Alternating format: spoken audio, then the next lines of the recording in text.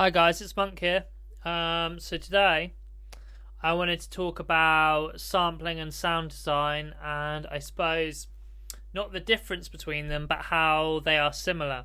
Sometimes you come across people, especially on the internet and Facebook comment sections and things like that, where they're like, oh man, you've got to make all your own sounds from scratch, etc, etc. Like people that are really against the idea of using presets or using samples or preformed musical ideas like in loops and stuff from Splice, which, you know, I understand the thinking behind. I do understand where they're coming from, with some people feeling like it's less original and things like that, but I really feel like it's just, my opinion on the matter is that you make music for yourself. If other people enjoy it, that's a bonus. If other people, you know, spend money on it and you can make a career from it, that's a bonus. But at the heart of it, like, if you're a creative, if you're a producer, a musician, you're making the music for yourself over anyone else. So if you have got no beef with just throwing loops and using presets and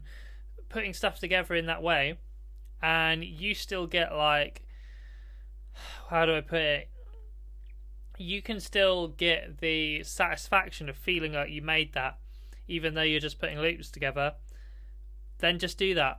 Like, if you want to do that, do it. But understand that some people are going to judge you for it. But I think that's like it with all art.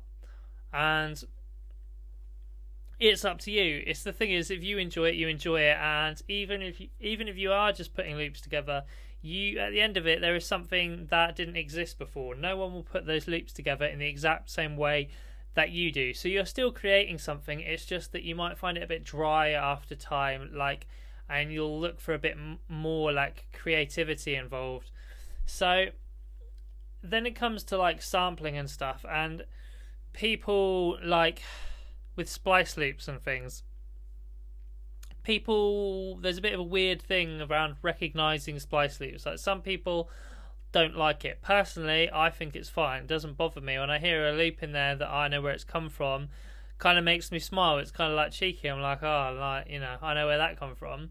And I also find it interesting to hear how different producers use the same material. It's like when multiple producers remix the same tune. Like, it's interesting to how what different people do with things. And at the end of the day, like, even if you are making sounds from scratch, you didn't invent like the sine wave, you didn't make a saw wave, you didn't design how that sounds in the first place. So you didn't make it from scratch. Like, that's what I'm saying. Everything you make is always from a pre-formed idea of people that have come before you.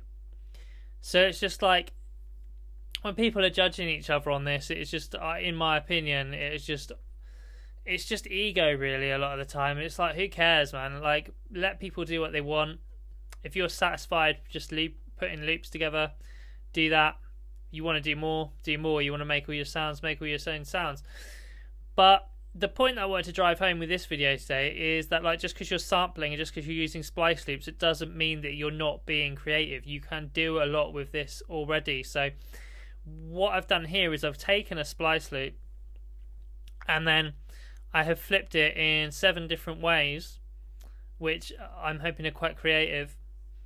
And just to prove the point that it's like, there isn't that much difference between sound design and sampling. Like, you're just starting with a different sound source. So it's like, in this case, I'm starting with a sample, whereas when you're doing sound design, you're generally starting with a sine wave or something like that. But you can still get your end result to be a million miles from your source material and where you started. So we're going to go through these versions here that I've done, and we're going to listen to what I've done to each of them, and I'm just going to show you how I've done them, basically. Right, so here's the original sample.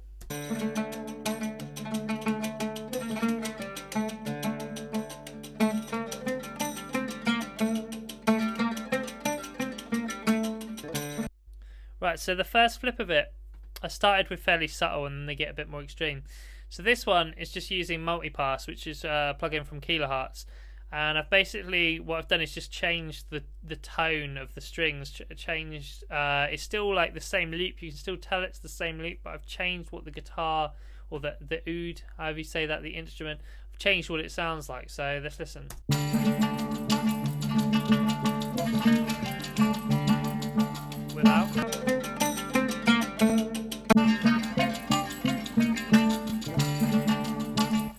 what I've done here, Multipass is basically a multiband, multiband effects plugin. So unlike a multiband compressor where you're just compressing the different bands, this works the same way, where it split you into bands, but then you can put unlimited amounts of all different effects and plugins on each band. So here we have like distortion and compression on our low end, just beefing that up a bit. And then the interesting stuff I did here was pitch shift to different parts of the frequency band, to like the third and the fifth note above it. So not to go too into music theory, but it's like if you're doing like a triad chord or whatever, you're doing your first, your third and your fifth. So that's why I'm doing with threes and fives there, because they're notes that would make sense in relation to the root note, like as if you were playing a chord, but I'm affecting the sample in that way. And then the high end, I've got +5 right on the top in terms of pitch, and we've also got some delays going off. So, and I've got a reverb on the end here as well that's affecting the whole signal.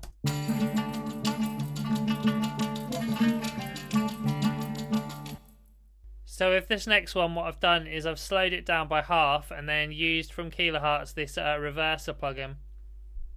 But I've kept some of the original signals so you can get a bit of the straight and then some reversed. And then I'm also using Valhalla Shimmer to do like a pitch shifting reverb. So it's great for like cinematic kind of reverb, because instead of just the signal, the reverb being created from just the signal, it is pitch shifting that signal up by, I've got it set to 12 here, so we're going up a full octave and making the reverb basically an octave above what the sample is. So let's listen to this.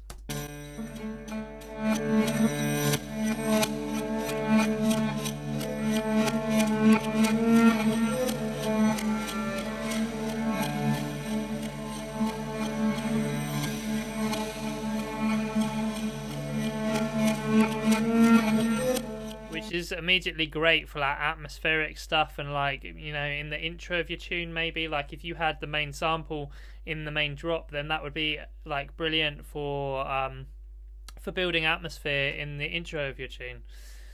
Okay, so the next one is where I've doubled the speed of it and pitched it up. So I'll play it first.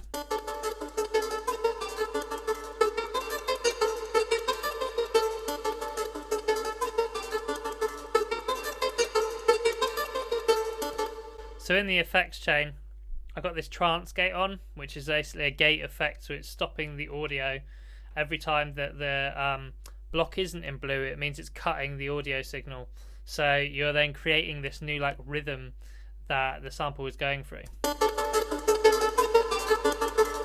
If I turn off the reverb, you'll probably be able to hear that clearer. And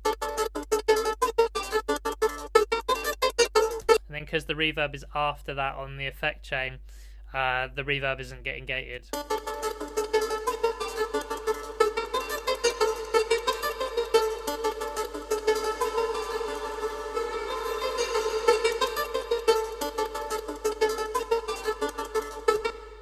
Just on that, I also have an enveloper that's just affecting the sort of transients of the original strings, because I felt like when I was doing these effects that the attack and stuff on them was sort of getting lost a bit, so I affected the transients just to make the individual like plucks come through a little bit more. Okay, so this next one I was using Soundtoys Effects Rack for, which is multi effects plugin. So you get all or most of the Soundtoys plugins, and you can use them all in this one sort of, like, you can stack them up essentially in what is an emulation of an analog effects rack. So let's just listen to what I've done here.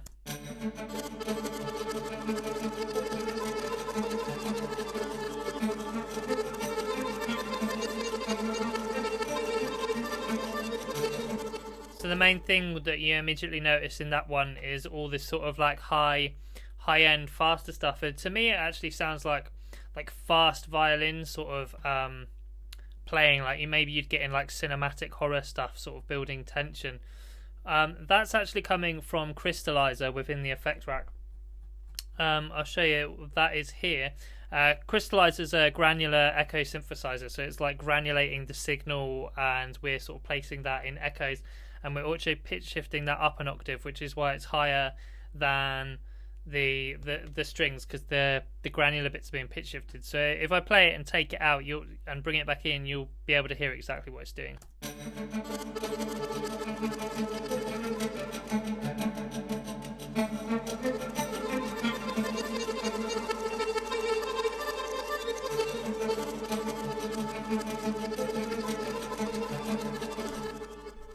Yeah, so that's cool. Also going on in the effect track, I'll just take you from top to bottom. First I got Decapitator, which is adding some saturation, which isn't too creative. That's more of, well, I suppose it is creative. It just isn't doing anything too drastic. It's just more of a subtle effect. Microshift, which is kind of detuning, and always forget, I think it's like it's a minimal delay. It's like delaying the left and right channels slightly, basically creating like a weird stereo effect. But I'll take it out so you can hear without and then bring it back in.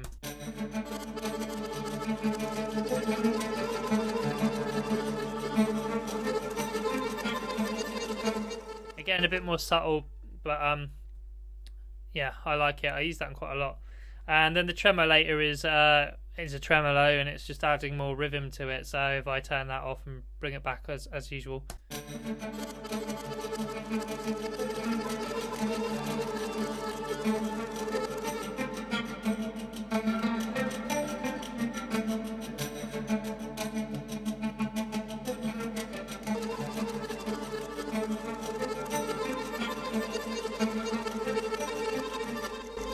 And then also there's just a little instance of Little Plate by Sound Toys on there, just adding some reverb so to put it in a kind of space.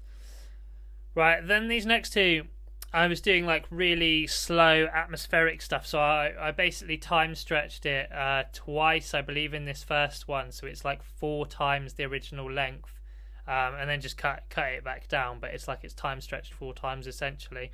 It is going through some reverb, then outer space, doing some dub echo stuff, and then I've also got an enveloper here where I'm like taking out loads of the attack, because I was just trying to create atmosphere. I didn't want too many of these like percussive hits in it. I just wanted the how would you say it, just the atmosphere from it.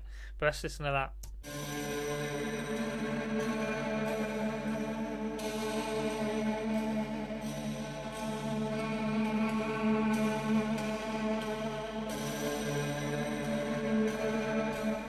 That's like time stretched 4 times, and then in the next one I then took that a step further, time stretching it more, like really stretching out. So we've only got like the first few notes in here.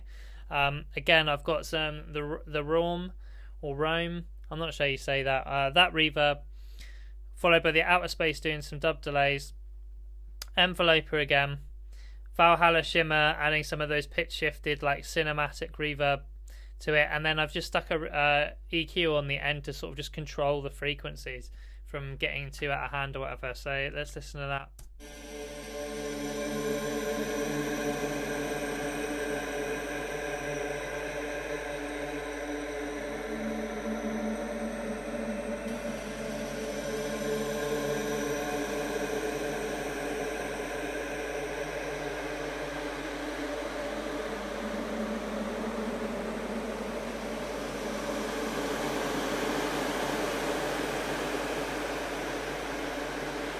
If we start sending like the feedback on Valhalla Shimmer,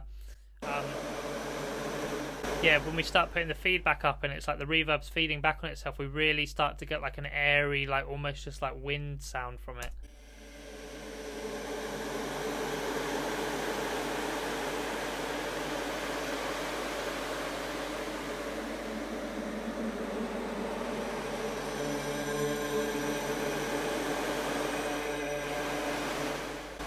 I love it. It's so, yeah, that stuff for atmosphere and that is wicked. And then the final one is where I've used Output Portal. I have spoken about Portal in one of my previous videos. I think it was the one about my favourite effect plugins.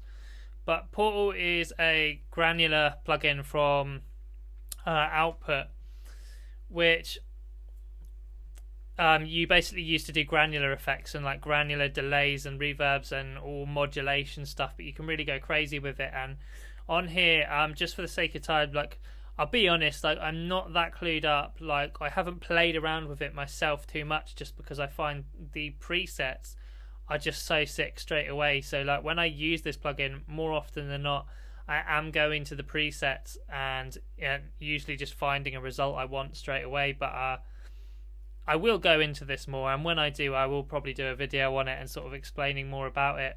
Got like effects that we can put in down there as well, which is cool. But anyway, I'm just going to show you like what this, because on this channel I literally just have Portal on it. So this is just basically going to show what Portal is capable of in terms of audio manipulation, and just how quickly you can completely change a sample. So let's play. As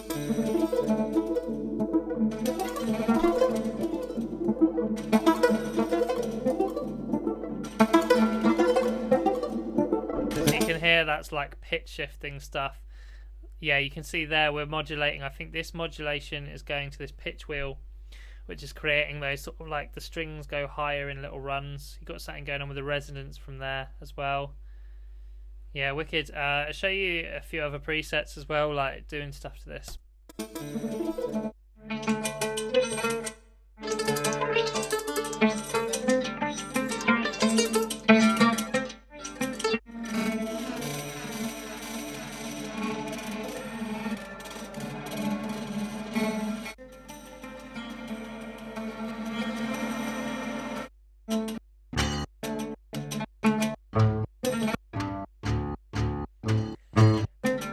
That one's proper all over the place.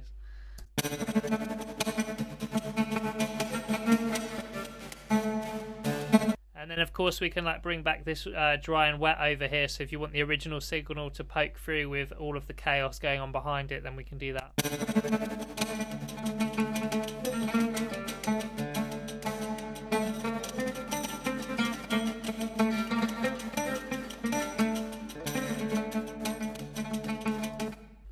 They're just some examples of how you can use samples really creatively, and how you can just like flip stuff so far from, you know, your source material. So if you're sort of feeling like you like using splice loops, and you find that using splice loops in your creative flow is good, but you want to sort of move away from people being able to tell where you're getting them from, and you want to be a bit more creative, these things can really help. And I think like, to me, I find this stuff really exciting. Like I do like sound design, but honestly, like audio manipulation and flipping samples, I think I have a bigger passion for than I do like straight synthesis. So I just wanted to make a video talking about that basically, and just sort of using samples, treating samples in a more sound design way, rather than just, you know, like cleaning it up, like you're creatively changing the sample from what it was. So hopefully that's sort of like given you some ideas, or hopefully been helpful at all. If it was, please drop a like, subscribe, that really helps the algorithms and things like that. If there's anything like I didn't cover, or any creative stuff that you know of that's really cool for manipulating audio and samples that I haven't covered here, please drop a comment below and let me know about it, because I'm really interested. Like I love this stuff, so that'd be great. And yeah, big up, and see you guys in the next video.